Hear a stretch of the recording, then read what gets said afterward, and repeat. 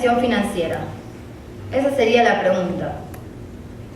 Bueno, lo que normalmente hacen la mayoría de las personas, se dirige a un gestor de inversión, de los tradicionales que todo el mundo conoce, y lo que hace es con su dinero, con el fruto de su trabajo y su esfuerzo, se lo da a este gestor de inversión para que lo maneje por uno mismo.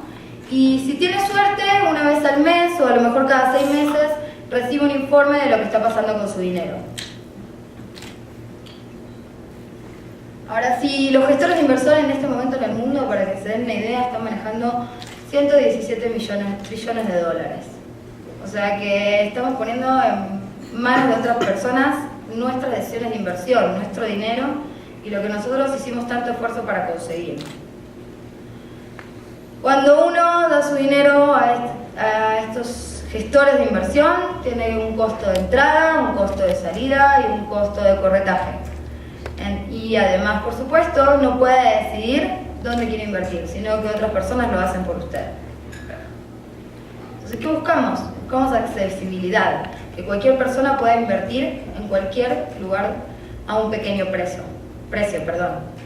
Buscamos que sea personalizado, fácil de usar y gratuito. Buscamos que sea innovador, rápido, intuitivo. Y, por supuesto, como decía antes, en vez de que recibamos un informe de lo que hicieron con nuestro dinero, después de que ya lo hicieron, sino que exista transparencia y que el poder de pocos esté en manos de muchos. Entonces, para eso están aquí, porque son parte del cambio y porque están dispuestos a ser parte de él, y este es el momento de empezar a cambiar. No sé si todos saben, pero el 1% del planeta ya tiene tanto como el otro 99% y desean que continúe así. Entonces el Foro Económico Mundial ha dicho que se necesitan herramientas intuitivas, asequibles y accesibles para que todos los inversores puedan llegar al nivel de sofisticación, y poder invertir como grandes expertos de inversión. Entonces, ¿qué es lo que tiene que hacer Benja? Es lo que ya está haciendo la generación X, revolución social. ¿Cómo lo están haciendo? Compartiendo todo, experiencias, conocimientos, sentimientos y actividades de inversión. Pueden ver que en 60 segundos, 3.3 millones de posts en Facebook o medio millón de posts en Twitter. Todo el mundo en este momento está compartiendo lo que hace. Entonces, ¿por qué no también compartir sus actividades de inversión? Para que todos podamos sacar ideas de otras personas. A nivel mundial, 6 de cada 10 bancos se van a asociar con una empresa fintech y 25 consideran en adquirir una. No sé si todos conocen al economista Rubini. Rubini fue uno de los economistas prestigiosos que predijo la crisis del 2008. Y él considera que para el año 2021, 37% de los encuestados utilizarán la inversión social y el trading en plataformas, donde los miembros podrán rastrear y automáticamente elegir y seleccionar otros portafolios. Las próximas generaciones de plataformas minoristas y sociales ofrecerán medios efectivos para que la gente pueda compartir sus experiencias de inversión y competir directamente con los gesteros de inversión tradicionales. Entonces, eso hace pensar que el poder está en las personas y cualquiera podría administrar el dinero de otros. Entonces, administre su cartera y realice operaciones de donde sea, cuando quiera, totalmente informado. Por ejemplo, a través de miles de gestores que manejan y crean diferentes carteras y proporcionan datos. Pensemos que eso sería como el santo grial. Es la capacidad de analizar datos y estrategias para crear carteras de última generación. Entonces, ¿cómo hacerlo? Esa es la pregunta que todos tenemos ahora. Ok, todos sabemos que podemos llegar a otras personas, existe una red social, pero ¿cómo se hace? Aquí se los puedo mostrar. Uno lo puede hacer a través de operar uno mismo, elegir en qué instrumentos operar y hacerlo uno mismo, por uno mismo, y compartirlo con otras personas y que compartan cuáles son los pensamientos sobre lo que va a pasar con el mercado y en función a eso tomar sus decisiones de inversión. O bien pueden copiar a personas que tengan más experiencia que uno y uno se sienta más seguro con ellos. Y para eso pueden ver sus estadísticas y saber qué tan buenos son en lo que hacen. Y por último, podemos elegir unos fondos de inversión o como fondos de inversión que se llaman copy fund, que lo que les permite es que sí, es invertir en fondos como los tradicionales que veíamos, pero ustedes los manejan. Ustedes saben lo que va pasando cada momento y deciden cuándo cerrarlo. Entonces el copy trading lo que les da es que ustedes pueden entrar al perfil de un inversor, saber lo que está haciendo en cada momento, en qué instrumentos está operando y decidir con un clic copiar todas sus operaciones. Es decir, reproducir todo lo que hace en el mismo momento con la cantidad de dinero que uno esté dispuesto a arriesgar. Pero por otro lado, como les comentaba, tenemos los copy funds. Los copy funds es un instrumento de inversión temática. Lo que les permite es guiarse un poco más por su intuición y elegir en qué instrumentos invertir. Pero no los tiene que administrar uno, pues son instrumentos, copy funds son como fondos administrados, pero la diferencia, como decía antes, es que cada momento uno ve lo que va pasando. Cada momento uno sabe lo que está pasando y puede salir cuando lo desea. Entonces, seguro que todos están esperando que hable de las criptomonedas. Dentro de los copy funds, si uno no tiene mucha experiencia en el mercado de criptomonedas o no tiene mucho conocimiento o no sabe cómo entrar en este mercado que tiene riesgo y volatilidad, puede utilizar un copy fund de criptomonedas que está compuesto por las 7 criptomonedas de mayor capitalización de mercado, y entonces uno con un solo clic se expone a estas criptomonedas y en vez de tener que administrarlo uno y saber cuándo abrir o cerrar una operación, se administra automáticamente. Entonces, ¿qué pensamos de las criptomonedas? Yo pienso que pues, son un poco el futuro, digamos, que si ponemos el mundo en perspectiva, bueno, estos números son un poco más antiguos, ahora la capitalización de mercado es mucho más alta de Bitcoin, pero si se fijan todavía no ha alcanzado la capitalización de mercado de una acción tan básica como Apple, que su capitalización de mercado es aproximadamente de 830 mil millones de dólares. Entonces quiere decir que este mercado tiene posibilidades de expansión muy grandes. La pregunta es si las criptomonedas son la evolución o no del sistema financiero. Y es por eso que, bueno, tenemos aquí a Jorge que nos va a explicar un poco cómo funciona. Seguramente todos están aquí porque han escuchado hablar de Bitcoin, blockchain, Ethereum. Nada, es un poco de background. Blockchain es la tecnología yacente sobre la que se basan todas las otras monedas. Blockchain en esencia es un libro contable distribuido, una base de datos distribuida, y podemos decir que Bitcoin es el primer caso de uso. Fue la primera en adoptarlo, es una muestra de lo que se puede hacer. Pero luego, recientemente hemos encontrado que hay muchas otras y han empezado a crecer. Y un buen ejemplo de esto es Ethereum. Ethereum puede considerarse tal vez la número 2, pero por otro lado introduce nuevos cambios interesantes y viene de la parte de, empezamos con Bitcoin siendo una forma de transferencia de valor, una forma de guardar valor, pero también tenemos a Ethereum que se vuelve o busca ser una computadora distribuida y introduce la capacidad de la gente de añadir lógica a estos tokens, a estas monedas, a distribuir lógica programada sobre la red para que puedan hacer otras cosas.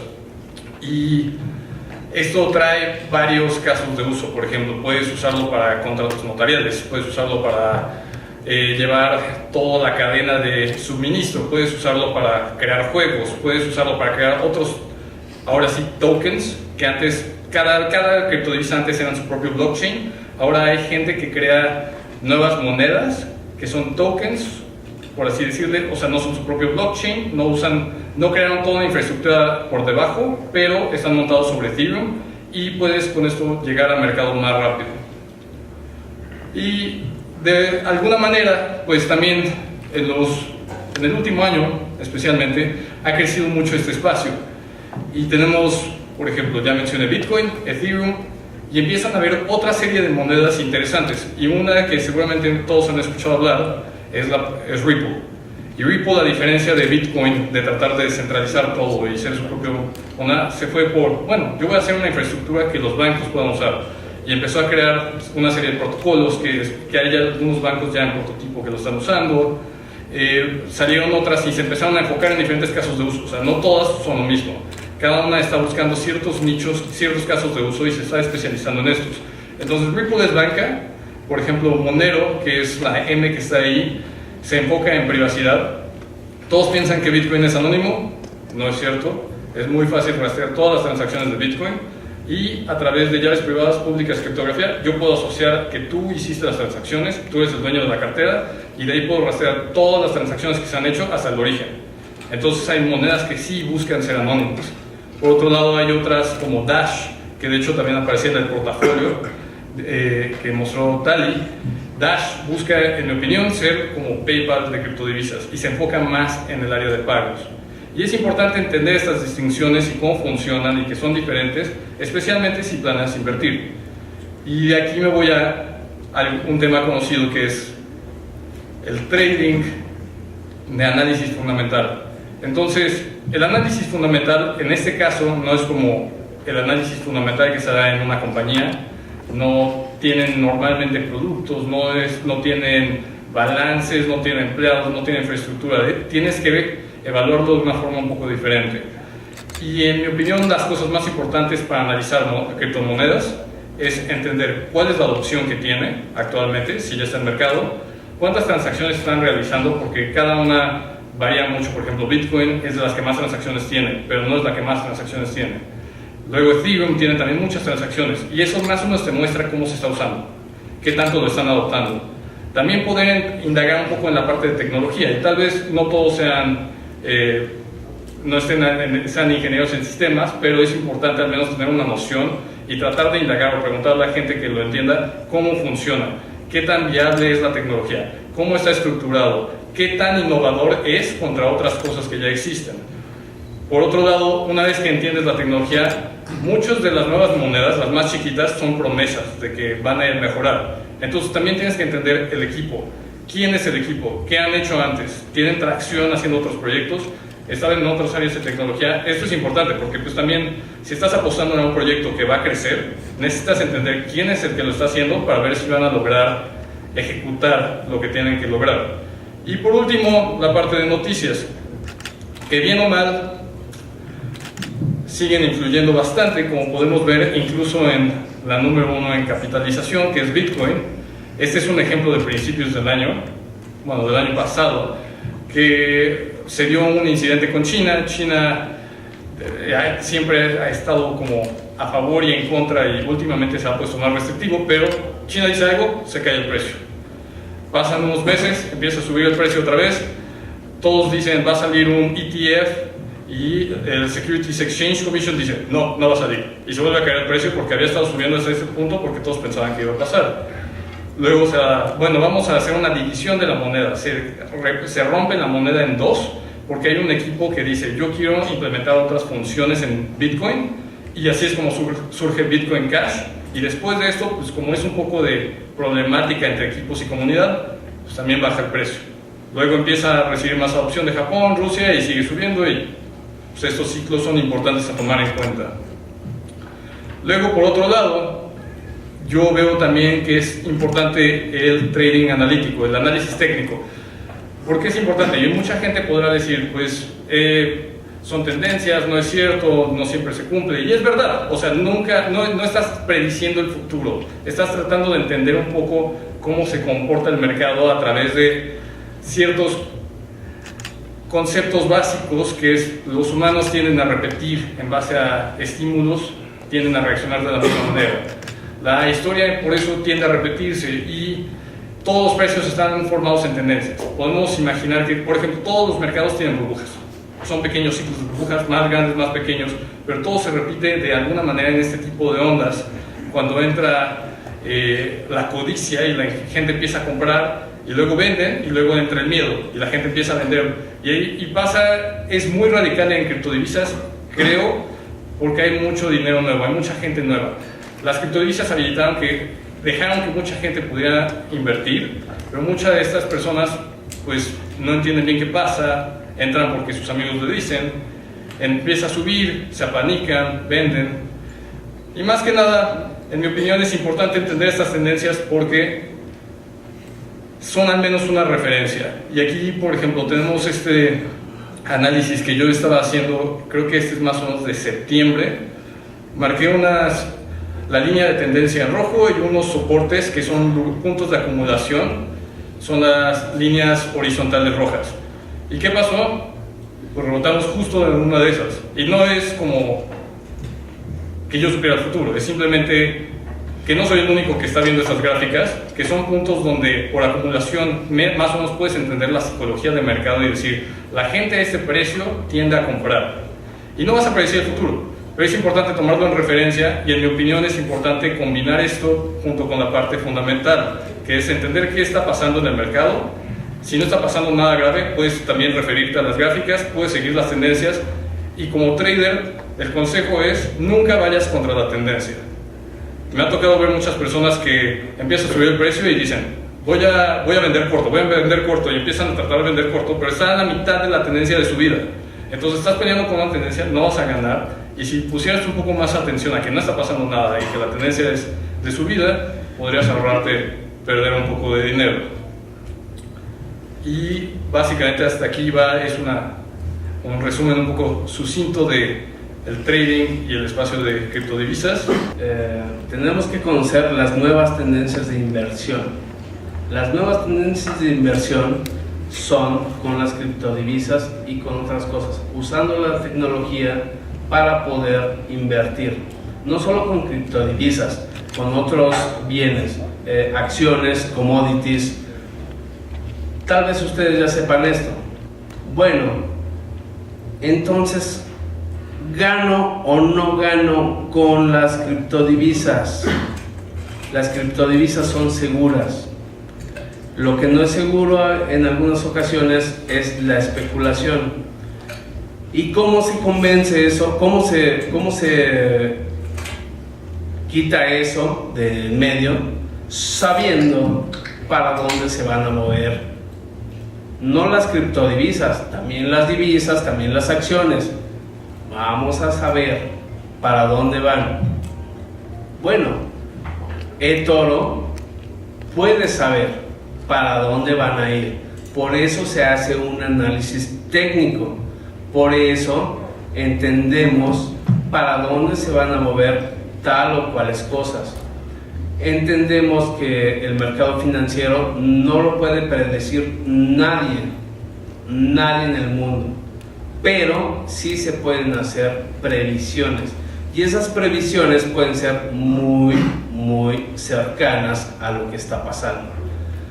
Entonces, aquí el asunto es no desconfíen de las criptodivisas, pero oye, voy a meter mi dinero, pero como yo aseguro que es Bitcoin, es Ethereum, es cualquier criptodivisa, la nueva de Venezuela, ¿no?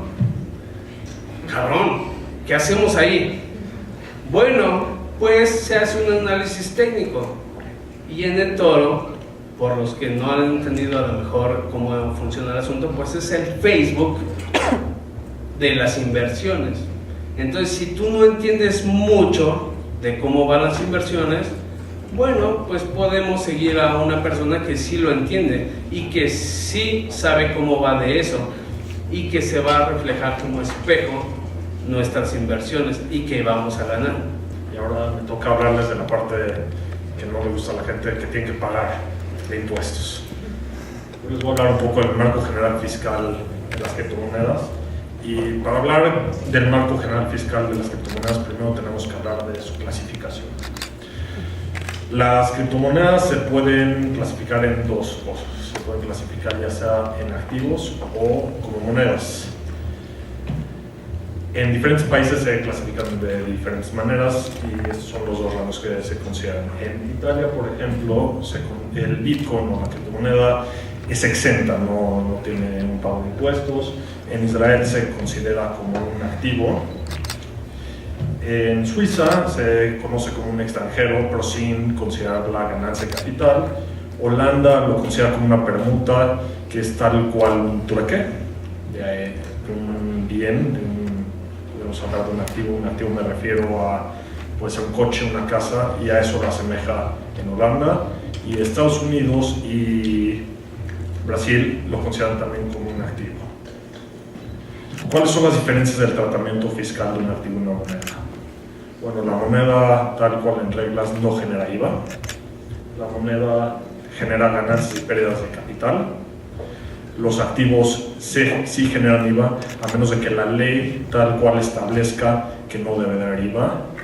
Tiene una afectación fiscal al ser transmitido y puede generar un impuesto si yo hago una transacción, si compro algo con ese activo. O sea, si hago un trueque, si yo llego, agarro mi teléfono y lo cambio por un coche, al final de cuentas genero un impuesto. Como ustedes saben, en eToro las transacciones que se tienen son básicamente la compra y venta de criptomonedas, que se conoce como trading. Entonces, ¿cuál es el tratamiento fiscal de este? Es muy sencillo. Si yo compro un Bitcoin a 200,000 pesos y lo vendo a 300,000 pesos, genero un ingreso, una base gravable de 100,000 pesos. Algo importante es que al ser considerado como un activo, hay un IVA. El IVA se genera solo si hay transacciones internacionales. eToro, al ser internacional y no estar haciendo la operación en México, se puede llegar a considerar que no hay un IVA agravable. Es importante mencionar que al día de hoy el gobierno no ha mencionado ninguna regla específica hacia las criptomonedas. Hay una ley que ya pasó la Cámara de Diputados y falta que la aprueben al 100%, que debe pasar en los próximos días, y en su artículo número 30 nos menciona específicamente que el tratamiento que va a haber de las divisas es como activo. Ahora les voy a hablar un poco de la parte de intercambio de información fiscal. Como yo creo que muchos saben, existe FATCA y CRS. FATCA es Foreign Account Tax Compliance Act y FATCA es Common Reporting Standards. FATCA básicamente fue la primera en nacer del intercambio de información y nos habla de Estados Unidos se volteó con el mundo y les dijo, denme información de mis nacionales. Al hacer eso, muchos dijeron, bueno, te doy la información, pero quiero un intercambio. Por lo cual se genera un acuerdo unilateral en el cual Estados Unidos exige la información de sus nacionales y si llega a un acuerdo con el país, regresa dicha información, hay una reciprocidad. Hay dos maneras en la cual FATCA se reporta, ya sea un banco o alguien del sistema financiero reporta directamente al IRS o reporta este sistema financiero tipo un banco mexicano, le reporta a Hacienda y Hacienda le reporta al IRS, y en el caso de México es igual, se le reporta de un banco americano al IRS y el IRS se voltea y le reporta a México. Common Reporting Standards, el mundo ve esto y dice, eso está increíble, estamos dando información de todos los bancos a Estados Unidos, hay que hacerlo entre todos nosotros para que deje de haber evasión fiscal. Entonces hacen sus propias reglas. Al día de hoy hay más de 100 jurisdicciones que han firmado. A la hora de firmar lo empiezan a hacer el intercambio, pero países como Suiza, por ejemplo, que firmó hace un par de años, dijo, voy a empezar el intercambio de información en 2019. Es un acuerdo bilateral, el acuerdo es entre las dos partes y es un acuerdo prehecho. Ya hay una regla, ya hay reglas del juego, entonces ya se sabe qué se tiene que hacer. Existen dos tipos de personas que lo adoptaron, la gente que entró desde el principio, los países que entraron desde el principio y los países que van a entrar posteriormente. ¿Qué reporta FATCA y qué reporta CRS? FATCA nos reporta básicamente los datos del contribuyente, de la persona, nos reporta el número de cuenta, en qué banco está y todas las ganancias que se generan dentro de la cuenta. CRS nos reporta todo eso y aparte nos reporta el saldo promedio de la cuenta o el saldo que hay en la cuenta de banco. Como pueden ver, CRS es más robusto, es más fuerte y hay mayor intercambio de información. Por lo que veo de las caras de todos están diciendo, bueno, ¿y esto qué tiene que ver con con las criptomonedas. Es muy importante, las criptomonedas son activos, no están dentro del sistema financiero como tal. Entonces no hay reporte de FATCA y CRS. ¿Qué conclusiones podemos llegar con esto? Hay un impuesto que se grava, no hay una ley específica ahorita para las criptomonedas, se genera un IVA si hay transacciones internacionales y no se reporta para CRS ni para FATCA.